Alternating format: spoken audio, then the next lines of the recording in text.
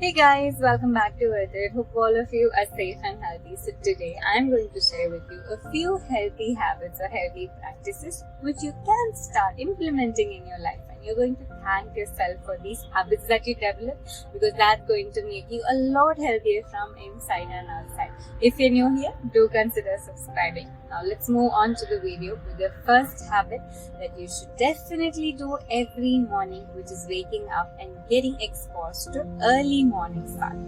If you're an early bird, extremely good. If you're not, try waking up a little early, at least by 6:30 or 7, because this is the time when you get exposed to early morning sun.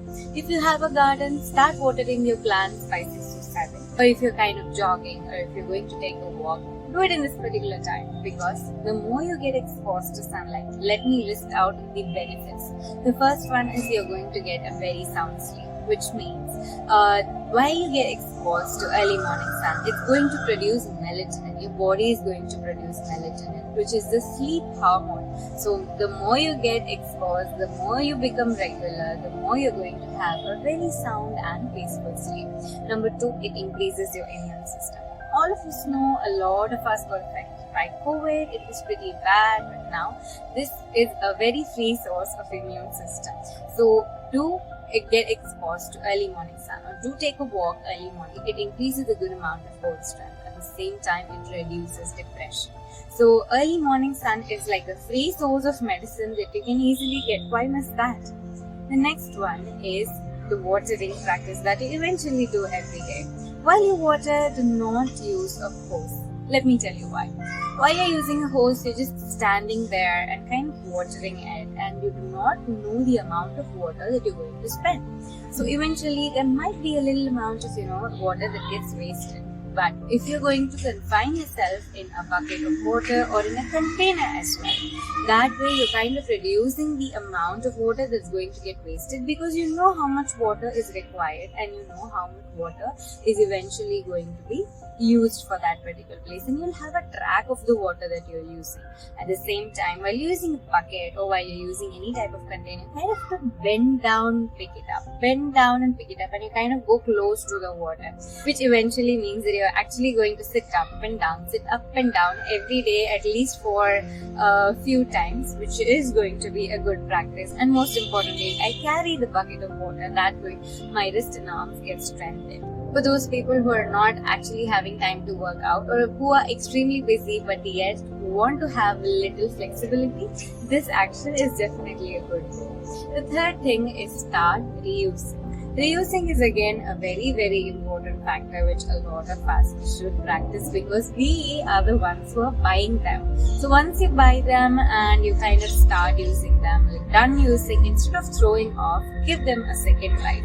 Like this was my mom's idea of placing it, so this way the drainage does stay intact. At the same time, it has a neat look. You can also consider decorating them or doing some DIY or jugaad ideas in them, but it's completely okay if it's plain, because it's your personal space.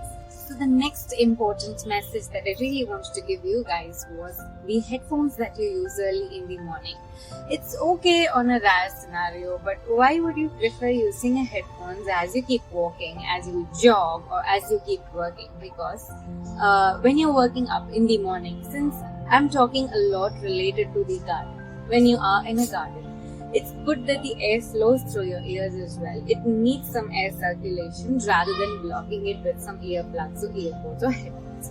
At the same time, when you're using it on a very consistent mode, on a very regular basis, you're eventually damaging your eardrums. So do consider reducing the usage of headphones, and if you really love music or podcasts, play it on a speaker. So that even your plants can listen to music. At the same time, if it's on a speaker, you're actually reducing the impact of your ears getting spoiled. The next thing is having beverages, which most of us would love to. Having our favorite beverage in a favorite spot or while we work is something most of us do. And my personal suggestion would be, wherever your favorite spot is, try to introduce a good amount of plants over there as well. If it's going to be a dining table, maybe you can swap your place to your balcony or terrace or somewhere more open, so that you get a lot of fresh air.